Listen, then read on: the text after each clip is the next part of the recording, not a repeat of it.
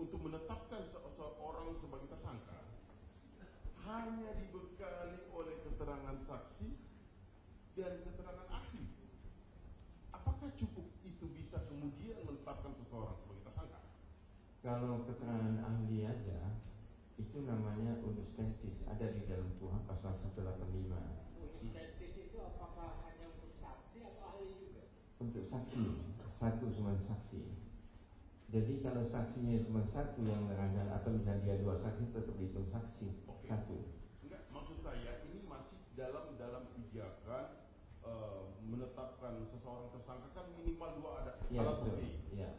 Apakah dua alat bukti tersebut cukup saksi saja dan keterangan ahli saja? Apakah itu bisa dikualifikasi udah memenuhi kriteria? Sebetulnya di dalam KUHP itu yang diperlukan 184 dua alat bukti yang sah. Iya. Ya.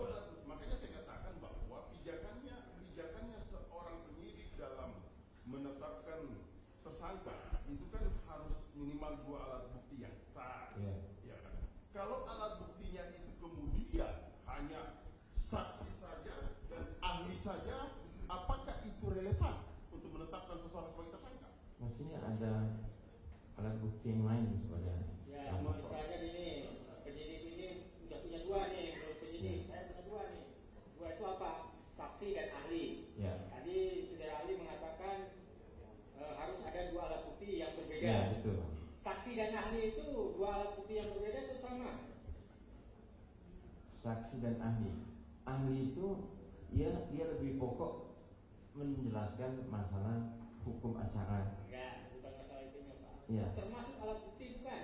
Ya, termasuk di dalam situ. Beda enggak saksi dan ahli? Beda enggak saksi Beda. ahli? Beda. Seperti saksi, ahli, surat, Ya, surat, terdakwa, keterangan sama petunjuk. Nah, cukup enggak? Penyidik itu hanya punya saksi dan ahli. Saksi dan ahli sebagaimana pasal 184 KUHP.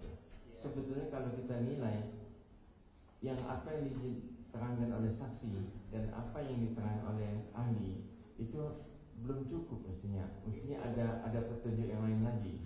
Apa itu? Harusnya apa? Ada alat bukti yang lain. Nah, oke. Ada petunjuk tadi. Ya. Misalnya penyidik itu menyimpulkan keterangan saksi dan keterangan ahli bersesuaian. Mereka menyimpulkan itu ada petunjuk. Apa bisa seperti itu?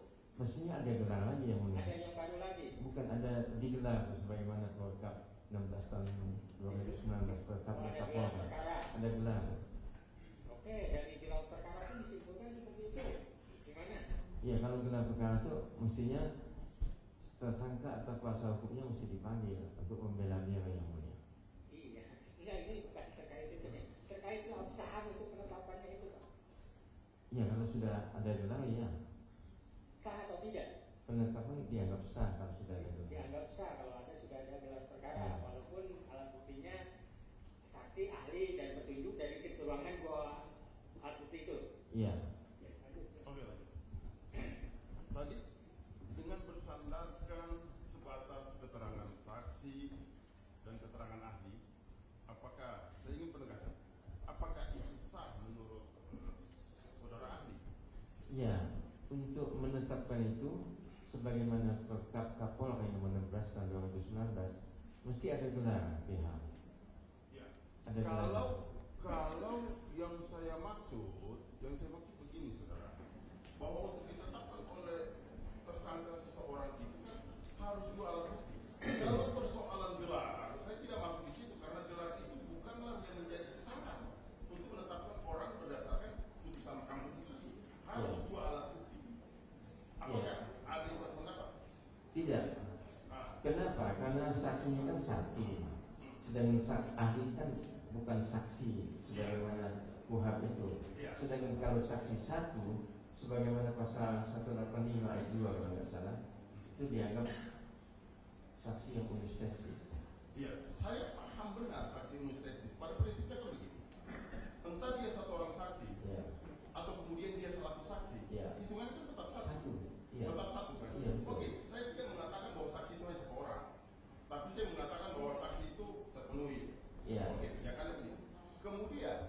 keterangan ahli.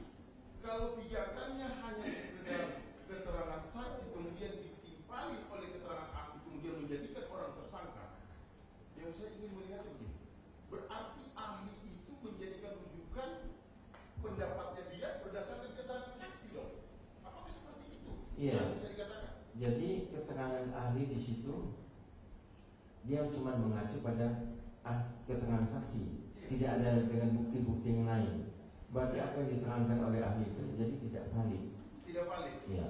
Kalau begitu, untuk mendudukan orang sebagai tersangka dengan kualitas minimal 2 alat bukti itu, saya ingin lebih mempermudah pertanyaan saya kepada saudara ahli.